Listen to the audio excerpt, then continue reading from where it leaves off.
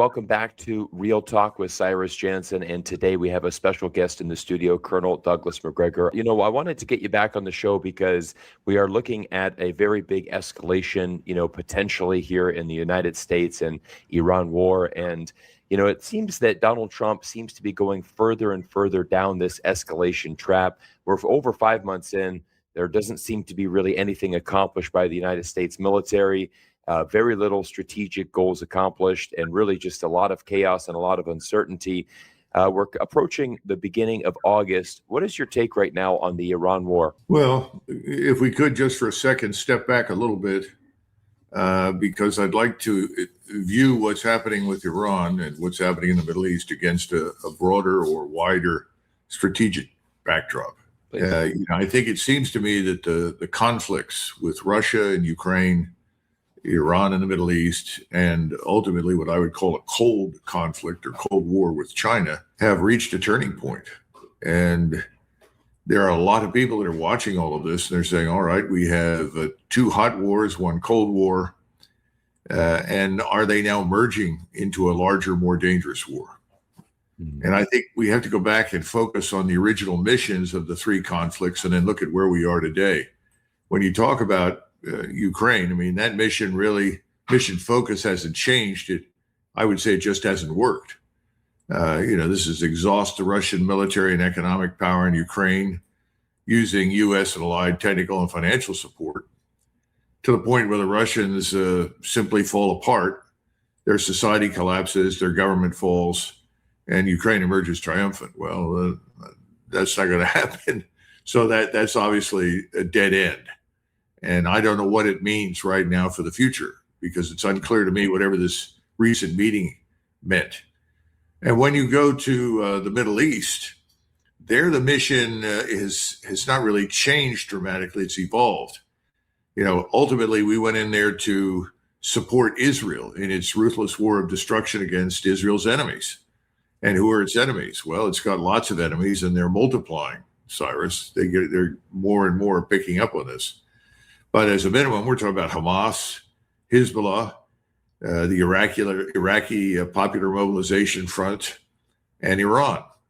Plus, I would argue, hundreds of millions of Muslims who now utterly hate and despise not only Israel, but also the United States. And the whole idea has been to make everyone submit to Israel's demands, to submit to the Greater Israel Project, to worship at the altar of Israel. What was interesting is the more recent discussion we had with Saudi Arabia about working together and developing some sort of nuclear arrangement. Suddenly it all ended abruptly because part of the demand that we insist on was that we go back to the Abraham Accords, which are about as popular as the plague in the Middle East. So that's off the table. We don't seem to have any real understanding or appreciation for what's happened.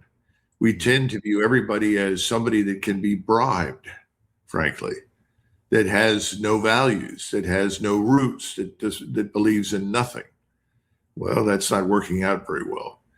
And I think, frankly, that's where we are. We don't have to talk about China right away, but, I think we should touch on it because it's part of a Cold War. And I think the Chinese leadership knows it, and the Chinese are winning it. We're losing it. So I would argue that all 3 wars have turned into losses for the United States. And, to be frank, Trump inherited at least one of those. That's the Ukraine war. I think he unnecessarily created the Cold War with China. He could have gone in a very different direction. Big mistake. And then, of course, he's jumped in with both feet into this morass created by Israel in the Middle East.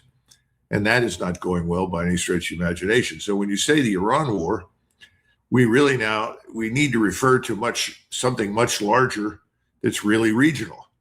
And everything is spilling over, as we saw very recently with the attacks that we and the Saudis made on the Popular Mobilization Front in Iraq. Of course, most Americans don't know that the Iraqi parliament and the Iraqi government have tried to throw us out of Iraq repeatedly for the last several years. So that's part of the war. Hamas still thrives, is still there. The Israelis are still murdering people, although not at the same rate, but pretty consistently with each passing day in Gaza. They've now tried to Gazify Lebanon. Right. Syria is part of the problem. We're not quite sure where things are going there because I don't think Mr. Erdogan, who ultimately controls that place, has decided just how far he wants to go.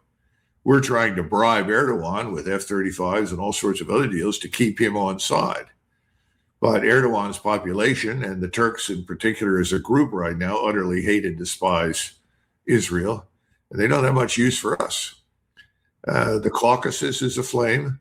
We're not sure what's happening there with Azerbaijan, which was a platform for the Israelis previously when they attacked Iran and is sympathetic to the Israeli state. We think that Erdogan has told them to back off somewhat, so maybe they have because they ultimately submit to the demands from Ankara. They see Ankara as the older or elder brother. The Russians are in the Caucasus trying to keep things together. Then we go further south, we look inside Iran, and we're trying to support everyone and anyone who has anything that they don't like about Iran on their minds, with Kurds, Balukis, I'm sure, in fact, I know that we have been trying to entice, believe it or not, the Afghans into somehow or another attacking or at least allowing us to attack Iran. I mean, it's a snowballing disaster. No one seems to be in charge. There never was a strategy. No. All you have to do is listen to Donald Trump. What's he say?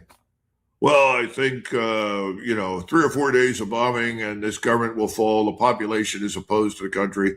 80% will rise up, blah, blah, blah. Okay. That didn't work out terribly well. So we killed everybody that we were talking to. That hasn't worked out very well because the people that succeeded them are tougher, better, smarter, frankly, and more effective in most ways. And the population is now more determined and more behind its government than ever. Right. So now, we're going to destroy Iran. We're going to end this civilization in a night. I can do that and I will, and so forth. So what are we doing? It's what I saw during the Kosovo air campaign. Find something to bomb. Find targets. You're playing a sort of a pop-up game all over the country, trying to track all these launchers and missile sites and storage sites and so forth, let alone this sort of elusive plutonium. It doesn't seem to be going very well. It hasn't been very effective. They emerged from the last round, that is the Iranians, with at least 70% of their missile arsenal intact and capabilities. I imagine at this point that's well up to 85%. Mm-hmm. And they have the benefit of both Chinese and Russian support. Neither Moscow nor Beijing are interested in seeing the country destroyed. By the way, even though the Sunni Turks don't particularly care for Shiites, they're not interested in seeing Iran be destroyed either. Mm-hmm. So you see this coalition of both Islamic states and extraterritorial powers who are all determined that whatever happens, Iran is going to survive. Iran has proven that it can survive. Right. It has survived. Now it's moving on to the next step, which is drive us out of the region, get us out 100%. How do you do that? Well, you destroy all the bases. Mm-hmm. And that has the pleasing aspect that demonstrates the extent to which we are incapable of defending our own bases, let alone any of our partners. Right. So when you take it all together, I think the wars have all become rear guard actions. We're not going to reverse what's happened in Ukraine.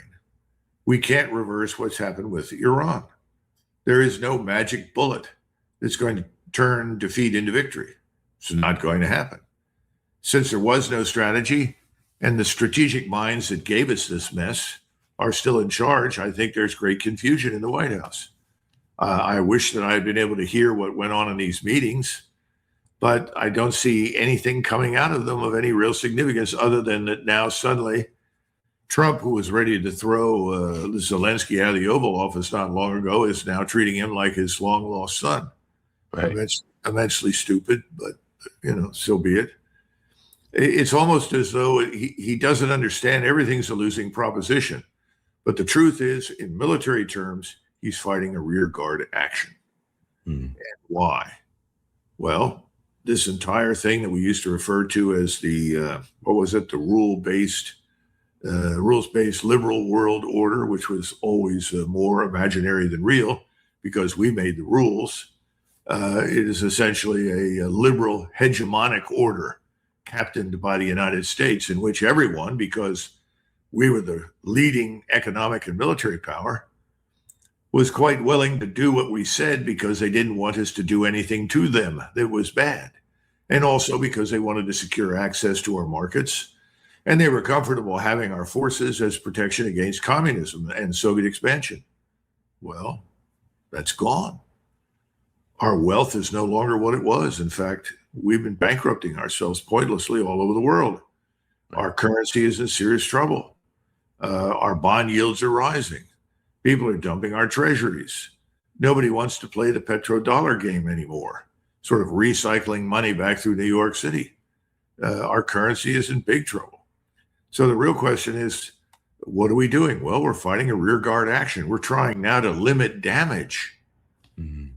But how much can we limit? I don't think we can limit. Colonel, that's a fantastic overview, and I like that what you had said as far as if we're talking about Iran war. It's much more of a regional war now because the spillover effect is very large. Obviously, we've seen United States bases all over the region being struck, U.S. servicemen being killed. I mean, it's really turning to this point of, where Donald Trump cannot control it anymore. And what my fear here is that Donald Trump is going to make a desperate move and probably try to escalate. I don't see him actually retreating, but do you see a scenario where, the United States actually, puts boots on the ground, launches some type of ground invasion or uses other groups in the region to launch a proxy war similar to how we did in Ukraine? What are your thoughts on a potential escalation and a ground invasion from the United States at this point? Well, I wrote something that's on my Substack, and you're certainly free to go download that and post it on your site. And it says Trump's war to the last missile. And my point was to go through that and explain two things. First of all, the use of ground forces in the Gulf, whether you seize Karg Island or Abu Musa or any number of different islands, or you seize the port of Chabahar, these things do nothing for you. They change nothing. And you are at the mercy of all of these top attack weapon systems. In other words, when I say top attack, I mean top attack. Something comes in above you at very high speed or in the air from your flank, and you can't stop it. And that's what we've already figured out. We can't stop the attacks on our bases. Now, why would you want to put, say, 5,000 or 10,000 light infantrymen, regardless of how well equipped or well trained they are and well led, into any of these places? I mean, you put them in there, they'll go do what you tell them to do, and then what? They've got to protect themselves. And how do they protect themselves against this top attack system, this ISR strike system, as I call it? Well, you can't. They're under persistent surveillance. If they move, if they talk, if they walk anywhere, they're going to be identified. They're going to be targeted. What happens when they have wounded? How do you get them out? The only island, quite frankly, that has a real fresh spring water source is Karg Island. All the others are rock. So how do you supply the water? Well, then we'll go ashore in Bandar Abbas, okay, a city of 250,000 people. I don't know how many are there right now. And you have the Bushehr nuclear reactor. What do you want to do? Capture the reactor? Okay, you capture the reactor and anybody around it, and what's that do for you? Well, it's a bargaining chip. What if somebody hits it with something? Then you irradiated all of your troops. An accident there is fatal. The Iranians can withdraw, they can evacuate. What do we do? When you start destroying all these desalination plants and oil infrastructure, Iran strikes back at everything left in the Gulf. And, we've been saying for weeks, and I think I was on your show before, and I said, well, if we stop now, and that was weeks ago, we can probably recover from the position we're in the Gulf. That is the global energy structure or system. We can recover in 2 to 3 years. And that depends upon ending any conflict, because as long as there's a conflict of any kind, no one with money to invest, no one with money to lend will go in there to finance reconstruction. Right. So nothing will change.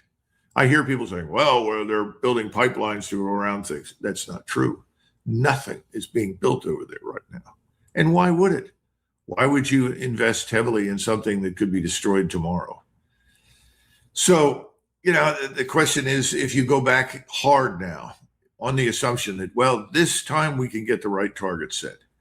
This time we can really hurt them. This time they'll capitulate. all of which I think is delusional. If you go back in now, it'll be a decade or more before anything recovers down there, Right. which means that you've not only lost control of the Strait of Hormuz, which is something that is not only embarrassing, obviously, but it's something we can't reverse. And we have plenty of experience with it. I think I was on your show and I talked about the Dardanelles and what happened to the British and the Turks. And the Turks held the Dardanelles and the British couldn't dislodge them. They started out with 50,000 troops when they landed, the British. And 9 months later, they had 500,000. They couldn't do anything. They had to get them out. And they walked away and they never tried again. And when the war ended, even though the Turks had been on the losing side, everybody made the decision to turn the Dardanelles over to the Turks on condition that we all abided by this thing called the Montreux Convention. And by the way, the Turks charge fees for movement through and so forth because they've got to maintain it. It's not cost free. You don't just sit there and all the channels remain open and nothing silts up and so forth. That's worked. Now we're upset that thanks to our attack, we can't control the strait. We're not going to get control of the strait. It would take 100,000 troops and you probably lose a large number of them and it wouldn't last. I mean, this was what they found out in the Dardanelles. So why not go back to the MOU? Well, that's because the MOU was a statement of fact. It provided for things we didn't like, but we lost the war. It was the intelligent thing to do when he signed it. And he understood that because he said, I've got to get the global energy complex up and running. Got to open this strait. That's more important. Yes, Mr. President, it's more important than you and anything else happening today on this planet for billions of people on this planet. What's he done? He's backed away. He's doubled down, made more damage. And I think he's predisposed right now to opt once again for force. He seems to like force. This is a personality that thinks, well, if you don't listen to me, I've got to hammer you into the dirt. And, you know, we've been through Roy Cohn's rules, right? These are the things that have defined Trump. But I don't see it working. And I see it being disastrous. And in the meantime, China has grown stronger and will continue to go stronger, not because we've started wars, but because they've stayed out of them. Correct. And that's the lesson. And that's something we Americans used to understand very well. And we've seemed to have forgotten it. That is the one thing about China is that over the last, 40 years, it's risen very peacefully. It does not involve itself in very many wars and certainly spends a lot of its time, its resources, its energy on itself. And that's why we've seen a dramatic rise of China over the last 40 years. Colonel, I'd like to talk about Netanyahu and his visit to the United States. He's just flown into Washington, red carpet treatment, of course, with Donald Trump. Probably coming to see, the funeral for Lindsey Graham, who obviously was a very big fan of Netanyahu and the Israeli regime. But I'd like to get your thoughts on, this potential meeting and what do you think is going on behind the scenes with Netanyahu and Trump? What do you think that they're talking about? I mean, I can't imagine that both of them are happy at this point, 5 months into the war. Nothing has really gone either one of them their way. 92% of Israelis actually believe that the United States have lost the war, according to Israeli sources. So what do you think that this strategic meeting is going to accomplish, or what do you think that they're going to be discussing right now? It's all pure speculation. But we can start from certain, what I would call ironclad assumptions. Zelensky and Netanyahu, part of the same cabal, backed by most of the same Zionist billionaires who hate Russia, hate Iran, and would like to see both destroyed. So both of them have the same interest, and that is to keep the war going. Whatever you do, Mr. Trump, don't stop. Keep bombing, keep sending us money, keep sending us equipment and supplies, help us to fund more mercenary forces. This is Ukraine, and we will win. Just give us some more time and we'll pull this out and win. Of course, 50% of everything you give these people ends up in bank accounts and in Cyprus and God knows where else, because these people are terrible crooks and criminals. But sadly, it looks like President Trump was advised by his handlers who own him and others to go along with this. So I suppose we'll come out with some sort of plan to send X numbers of millions of dollars and more equipment. It's not going to make any difference. Ukraine's losing this war. The whole posture of Russian forces is changing, and Russia is moving now aggressively west. And Odessa is useless to the Ukrainians as a port now. It should have been shut down a long time ago. And now Ukraine is a landlocked entity of no particular value to anybody. Their Russians are moving into Kharkov. So I think that over the next month or two, Ukraine is quite liable to collapse on its own at this stage. I don't think MI6 or the CIA and hundreds of millions of dollars and any more, equipment can save them. I think they've had it. They're also running out of manpower. And even in the western part of Ukraine, which is the most anti-Russian, anti-communist historically, and I know those people. I grew up with some of them, and I loved them personally. But they've now turned on the government. They don't want their families murdered on the battlefield by the Ukrainian leadership that simply treats them as cannon fodder. So I think, unfortunately, Zelensky will leave with a pat on the head, some promises.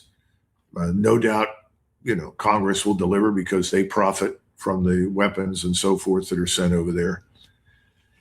Then we come to Mr. Netanyahu, and of course, Mr. Zelensky will do anything he can to ingratiate himself to us, including, I'll join the war against Iran. Okay, thanks. And now then you turn to Mr. Netanyahu. Mr. Netanyahu has lost the war. Israel is in a very real danger of going out of existence. All over the region, all of the elites privately are saying the same thing, from the Indian border all the way to Morocco in the Islamic world. Sykes-Picot is dead. It will not be restored. In other words, when this ends, this war, the map is not going to look as it did before. I don't think President Trump really understands that. And I think that Mr. Netanyahu is living in this fantasy world of the Greater Israel Project, which means that we are going to fight in perpetuity against everyone in the region, anyone in the region that refuses to submit to Israel. We're not. Those days are over. He may actually be removed from office. I'm talking about Trump. I'm also talking about Netanyahu. Of course, removing Netanyahu doesn't change thinking in Israel. They continue to believe with heart and soul in what I would call Jewish supremacy and Israeli hegemony, which is heavily backed in New York City and the financial markets around the world. But that's not going to work because they've got everybody against them now. The only one who hasn't joined the fight directly is, of course, Mr. Erdogan. Right. But I think that's coming because behind all of this, you also have the development of BRICS. And BRICS is ultimately going to include the Turks, as well as the Iranians and everybody else in the Middle East who wants to recover from this stupid war. Because if you don't join BRICS, you're not going to be able to do much trade. They're already started to trade in yuan, and yuan is effectively going to be backed by gold. Right. Where does that leave us? We're out. So, as I said, it's a rear guard proposition, and Trump will have to do what he thinks he can do for the Israelis as well as for Zelensky, while he tries in his own dumb way with tariffs and sanctions and other things to hurt everybody, including China. It's all going to fail, has no chance of success. And the smart thing to do is the opposite of what he's doing, obviously. But there is no strategic thinking, none whatsoever. The best illustration of the sort of strategy that we should pursue was pursued by Great Britain from 1795 to 1815. And they would periodically be in conflict with revolutionary France and Napoleonic France, and then they would make peace because they could go no further, or they'd been into a setback. They couldn't buy it their way out, or they couldn't fight their way out. There was no shame in that. You just stopped. You cut a deal, you got off, you waited. And you built alternative structures yourself, in their case, with allies and partners and so forth. But that takes patience. It takes understanding. It takes continuity of thinking in government. We don't have any of that. Yeah. Colonel, how do you think that this plays out for Donald Trump as we're, less than 100 days to the midterm elections? This is the big thing coming up, obviously, in the United States. We could see potentially the Democrats gaining power of the House and the Senate and ultimately, having a tool to really stop Donald Trump altogether. Do you see that so far this Iran war has been such a disaster for Donald Trump that is most likely the outcome, that he could potentially lose his power and the midterms could swing to the Democratic side? What is your thoughts on the midterms? I don't think the midterms matter very much because both parties are disasters. I think if you focus on Donald Trump, the question is, will he be removed before the end of the year, or will he last into 2027? That depends mostly on the economy. Now, I've looked for people that are upset over the war. And there are some out there in the United States, some people who are. A lot of people in the United States don't understand this. I mean, ignorance is widespread. Oh, let's bomb those ragheads. I don't care how many Muslims die. I mean, I hear this kind of thing all the time. Absolutely.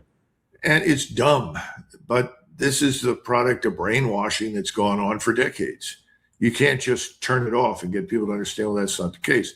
It hurts Russia because people insist, oh, well, we know the Russians, we dealt with them in the Cold War, they're evil. Well, wait a minute, this is not the Soviet, go away, they're the same. So you've got a problem with that in the American population, a problem, I would say, of an acute lack of understanding and, less politely, ignorance. But there are more Americans than ever that are feeling the rise in inflation, the rise in prices. The economy, contrary to what President Trump keeps insisting, is not good. It's not robust. This is one of the reasons that people voted for him initially. Remember that he would focus here at home. He used to talk about the debt and the danger to the economy. He used to talk about finding a way to grow out. Well, growing out is now an impossibility. The best that you can hope for is a default. And that default can be managed. It's going to be painful because this entire nation subsists on cheap energy and cheap credit. If you don't have cheap energy, you don't have cheap credit. You don't have cheap credit, well, you end up paying outrageous percentages for money that you borrow to buy a house, build a building, conduct a business. So we've been very fortunate. All of this is tied up with the stupidity of his actions in the Middle East and vis-a-vis China, as well as Europe and Ukraine. So if he continues to self-immolate, which is really what he's doing, and at this stage, I think there's a good bet he will, he'll double down again. He'll do as Mr. Netanyahu asks. And I'm sure that he probably thinks, well, I have enough support from the Zionist billionaires that are backing all of these things and pushing all these things that I can fight off any attempt to remove me. That may or may not be true if things get much worse. And I think they're going to get a lot worse. I think you're going to see $150 a barrel and higher. I think if you talk to Jeff Curry, he'll make the same kinds of arguments, or Ray Dalio, or Luke Groman, or Gundlach, Jeffrey Gundlach. All of these people are very smart. They've been in business for years. Rogers is another one. They'll all basically say, look, we're just 1 foot left on the cliff. We're already tipping over into the abyss. So if I'm right and they're right, and that's the case, no, he's going to have a tough time remaining in office. And it's either now or later he'll be gone. Yeah, I mean, I think you've hit on the most important thing for all Americans. Is the primary thing is certainly the economy. I mean, when we look at gas is still, at all-time highs. I mean, it just continues to get worse. I was in California. Diesel was almost $8 a gallon. I mean, how does the United States economy function when the gas is so high and the petro is so high? And then now we're looking at Iran, actually shutting down the other side of Saudi Arabia where they're exporting, right? I think it's Hezbollah, rather. Hezbollah has shut down that other avenue to export oil. So I think we're going to see a lot of economic pain here coming up in the fall. And I mean, do you think that Donald Trump ultimately will have to cut a deal similar to how he originally he signed the MOU and basically said, look, we had to sign it or else the global economy would collapse. We know that the United States strategic oil reserve is very low. Actually, it was China that really saved the global economy because China stopped importing as many barrels of oil, and they allowed those barrels of oil to go to other nations around the world because China has the largest strategic oil reserve in the world, over 1.4 billion barrels. They could survive well over a year if needed, because of China's vast reserves. So again, world needs to thank China for once again saving the economy. But ultimately, Trump has shown his cards. He has to make a deal, or he has to make a move, or witness a global economic collapse. Is that ultimately going to be the story here, Colonel? That Donald Trump's going to have to eventually give up? Well, two things. First of all, most Americans do not understand what you just said about China. They are being told, oh, China wants to destroy us. China wants to replace us. Chinese don't want to replace us. They want nothing to do with the reserve currency. I mean, it's bizarre when you listen to people. Oh, they hate us. We're at war with China. No, you don't. You're not necessarily at war with China. You're competing with China, and you're doing a shitty job of competing with China. But you're competing. You're not at war. Oh, yes, we are. Okay, fine. You have the same problem with Russia. I think that the other issue is that Donald Trump can't sign much of anything. Because at this point, the best deal he received was the one that he's thrown away. The MOU.